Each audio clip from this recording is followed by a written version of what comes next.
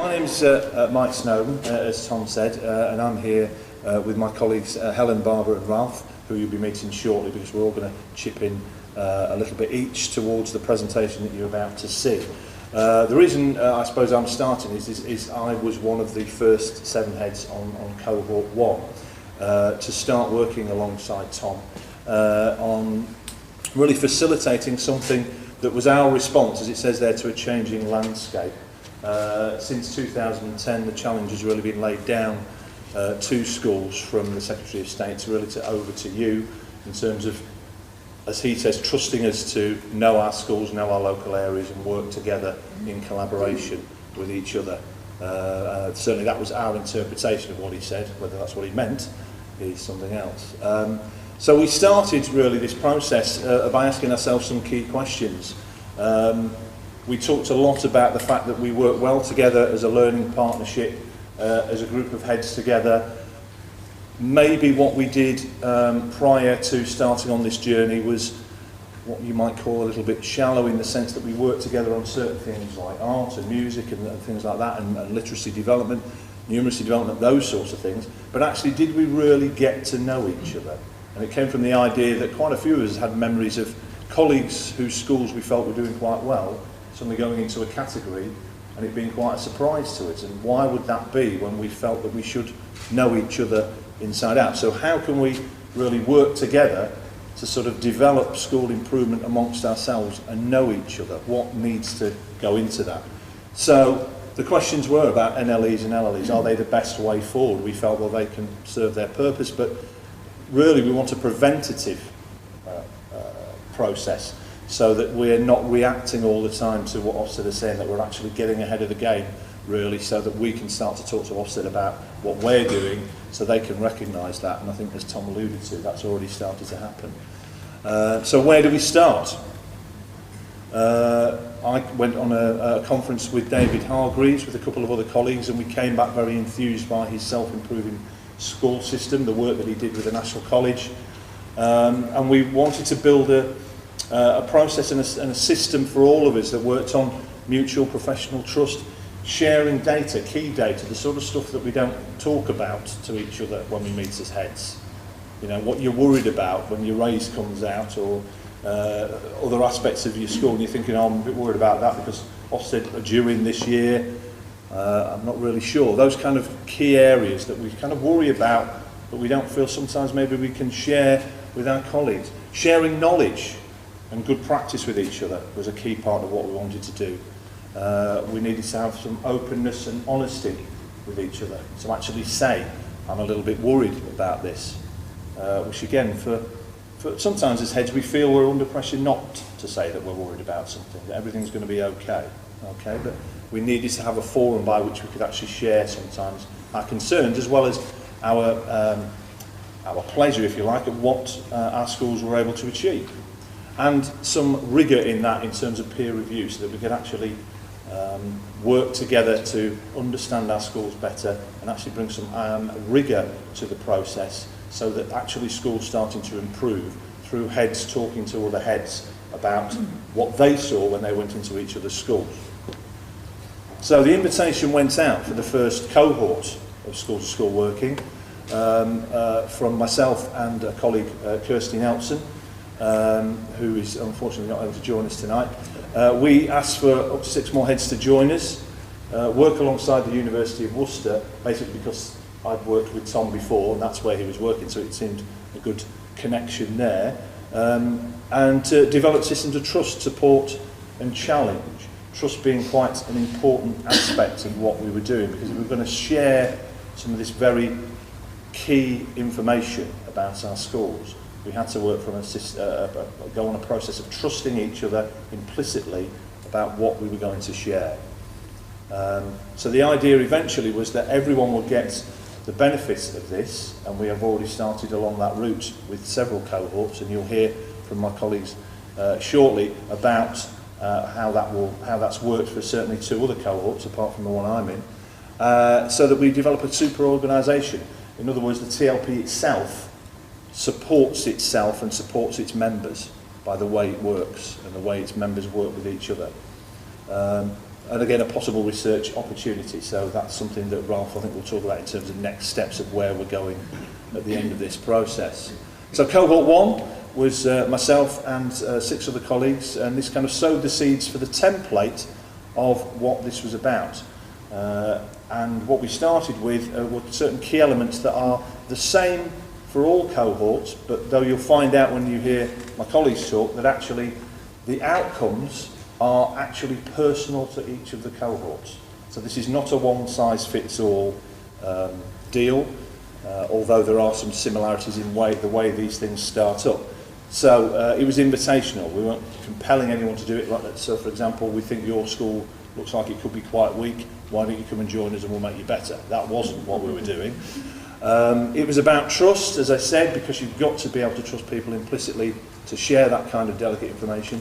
We needed a facilitator, someone who would keep us going, provide us with intersessional reading, those sorts of things, to bring the academic rigour to what we were doing. And that was what Tom provided so ably, and we all agreed, every cohort, that without Tom we wouldn't be able to be as successful as we have been. And as I said, one size does not fit all. So in our cohort specifically, we looked about what leadership is like in the new landscape. We split into subgroups and started to look at the impact of leadership in our own individual schools and how that was helping to improve our schools as individual organisations as well as together. And we shared our key school improvement data. So we had one of those clouds that we shared, things like our Raise Online, our SEF, or our SES as it now is, with each other, so that we can actually start to critique. And we go into each other's schools and we discuss this with our governors, we discuss it with each other, with our senior leaders and other professionals in the school about where the school is, reflect back to each other about where we think our own organisation is and see whether we can get some common ground. If we don't, the challenge is, our trusted colleagues will be able to tell us this before Ofsted do. So the idea is that we get to work on this before we get told by Ofsted what we need to work on. So that's where Cohort 1 is in terms of what it decided it would do for itself. In terms of Cohort 2, I'm going to hand over to my colleague Helen, who's going to talk specifically about Cohort 2. Thank you. Good evening, everyone. Cohort 2 were very small but perfectly formed. There were only 4 of us, which was even more of a challenge because there was nowhere to hide with that. And we didn't really know each other at all. And in normal circumstances, we probably wouldn't have chosen to work with each other either. But it was really a wonderful journey to have.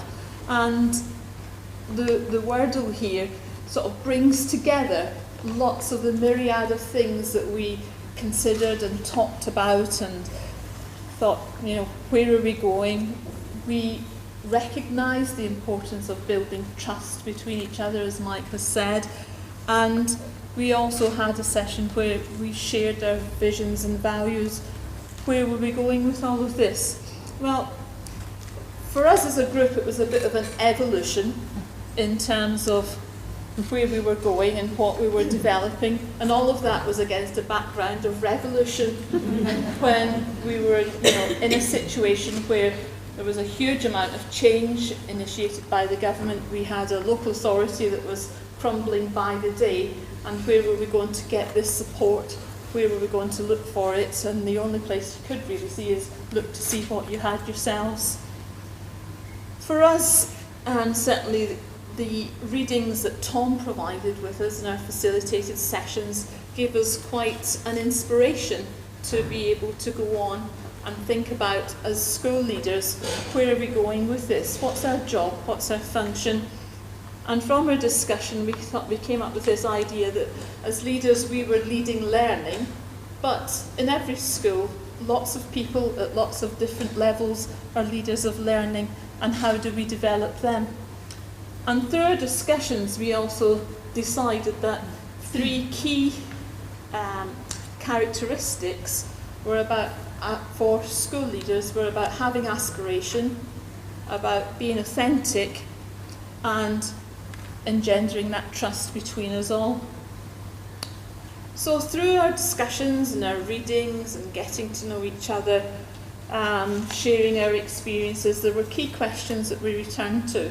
There had been within our schools a relentless focus on the quality of teaching and learning, but what we thought after that was, well, evidence is saying that leadership is second to teaching and learning in terms of improving, so where do we get our leaders from the future? What's our role in developing those leaders? Who taught us to be leaders? What did they do? What did we learn from them? And how then can we use that information to guide and support the staff that we have in our schools at all levels, not just at senior leadership levels, to develop as leaders of learning for the future? And we put our heads together and came up with an idea of creating a sort of workable framework that people could look at that was genuinely accessible, but actually said what it is you need to be, what we felt from our experiences you needed to have to be a leader. What behaviours did you need to have? What skills did you need to have? What characteristics were there? And we came up with these 6 key areas. And we had looked far and wide to find something to inform us of this. We looked at models of leadership from industry. We looked at models of leadership from the National Health Service. We looked at models of leadership from America, from Australia. Wherever we could find it, we tried to fit all of that in with our thinking and came up with 6 key areas. And from that, we developed what were the key behaviours within those areas and tried to identify those and distill them down so that people could have something, a pathway to follow, so to speak. And from that, we've developed, for each of these leadership domains of people and accountability and culture, we developed a self-audit that people could look at and see, well, where are my skills, where are my behaviours, where is my experience mapped against these in a fairly accessible way, but also in a way that wasn't just a tick box exercise, it was something that facilitated discussion between your peers. And that seems to have been a successful model that we've been trialling within our 4 schools at the moment. What outcomes have we had? Well, with the groups we've worked with, for ourselves, it's given us this renewed dynamism and zest for knowledge, which is quite hard when you're doing the job at the chalk face, so to speak, every day, to be able to get out and have a look and see and read and research. And we felt very privileged to be able to have the opportunity to do that. It gave us lots of opportunity for discussion and challenge and support for each other. It gave us opportunity for reflection, which we found was very, very useful to think, well, how did this go? How does it work? How does it work in your school? A lot of sharing went on. We also had facilitated discussion with teams in our schools. Ralph, who is speaking at the end, worked with his governors. I worked with the senior leadership team in a different school, a group that I didn't know, and worked with them around this model that we'd had, that Tom had shown us, about facilitated discussion, just pointing people in the right path and letting them self-evaluate and saying, well, where do you think you should be going next, and just helping them to take those steps seemed to be able to empower them rather than saying, this is what you've got to do next, if you actually led people to make those decisions for themselves. So we were looking at the potential pathways that we could have, and we had lots of new collaboration between schools. Children went and visited other schools between us. They did learning walks around the school. Different groups, maths groups, worked with each other across the school. So there was lots of input there and a true sense of collaboration at every level. With the groups that we worked with, some of the feedback that they gave us was really quite heartwarming to see that they actually valued the work that we had put together because they could see that it had value for them. And I think for me, one of the key things was that the comment, it makes you think, you know, how do you get over that? And they saw themselves in a new light. And I think that was one of the key benefits of the work that we did together and where it's going. Where it goes in the future, well, there was a paper that Russell Hobby with others wrote in December 2000 that's saying about highly effective head teachers build teams and care about the long-term development of their staff. And through the framework that we have developed, we were hoping that this was a mechanism that we could use with our staff to improve things across not just our partnership, but hopefully take it beyond that. So can I hand over to Barbara now, please? Okay. Now to Cohort 3. By this time, we're in January 12. There was quite a lot of excitement within the Taunton Learning Partnership because there was 2 very successful cohorts that had obviously been through working with Tom, and a sense that some more of us were very ready to start. There were 6 schools started together. We were all females, which I think provided Tom with quite a challenge at times. We were called the Loud Girls. And we were from very different schools. 3 of our 6 schools were under 130 pupils. One of the schools was 40 pupils. So we were small schools, if you like, and we felt this was really crucial to our group. But we also didn't want to work just with small schools. The largest school within the group was nearly 300.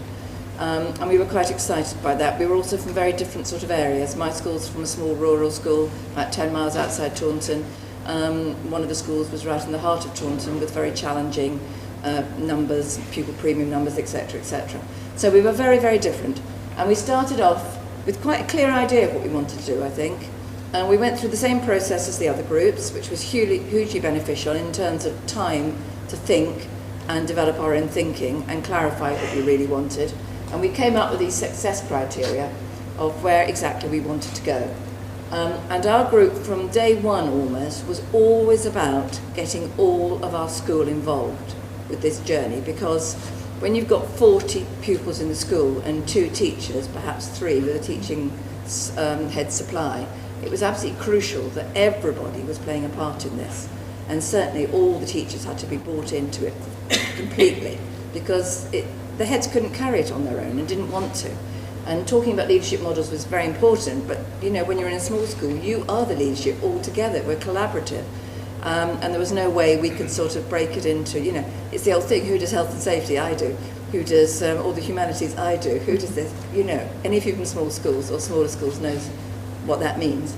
So it was all about bringing everybody in, including our governors, certainly our support staff, and going down the road we wanted particularly to develop some coaching models, and of course basically we were aiming for improved pupil progress, but that was what it was all about. So how far have we got to date? The 6 schools, for a variety of reasons, have ended up as 4 schools. 4 very secure schools. The smallest is still in there, the biggest is still in there. So we've got a nice balance. And we started off deciding that one of the key things we had to do was to really get to know our own schools well. And again, we're going back to the element of trust building, but we did it perhaps in a slightly different way. And we started with a see, feel, hear audit, which we went round, and we all went into each other's schools, and then we fed back to the staff exactly what we saw, we felt, we heard, which sounds very sort of superficial, but it actually wasn't. And incredibly difficult to do. We now have 2 impact teams.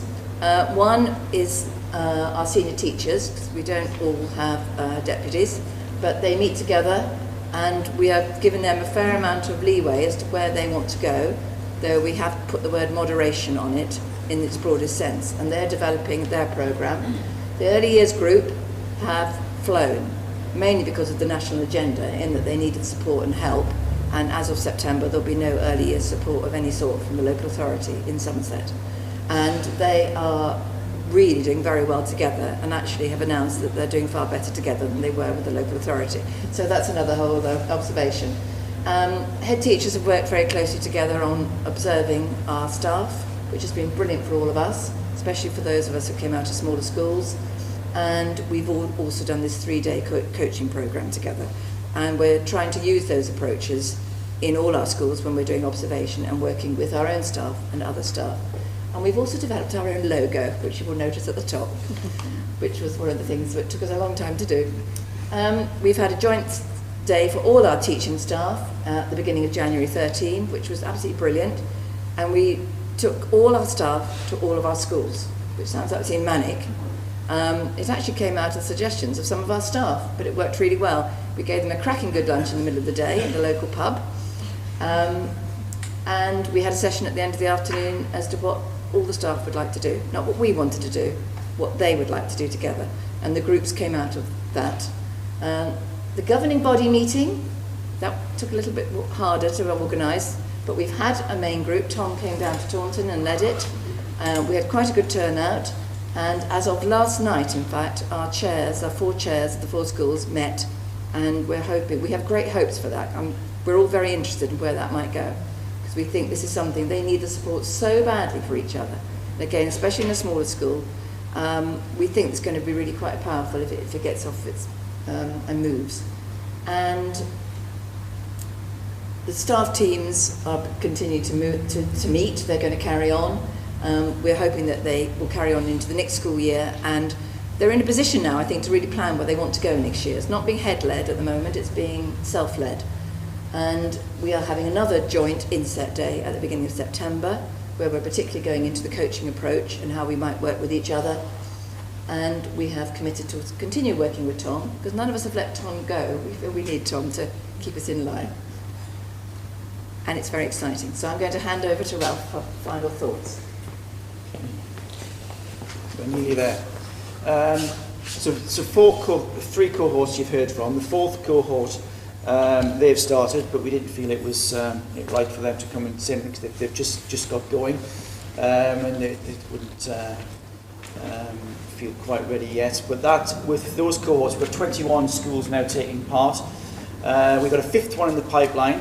At the minute, all the schools are primary schools, but within the 5th cohort, there are quite a few of our secondary schools in the TLP joining in as well.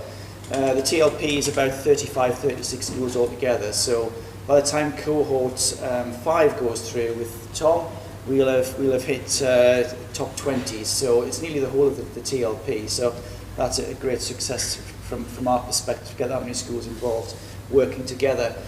What we've decided though now is that because we've got all the groups doing all the work with Tom, and it's such an individual experience that we have with him, and so, now that sounds actually, Tom.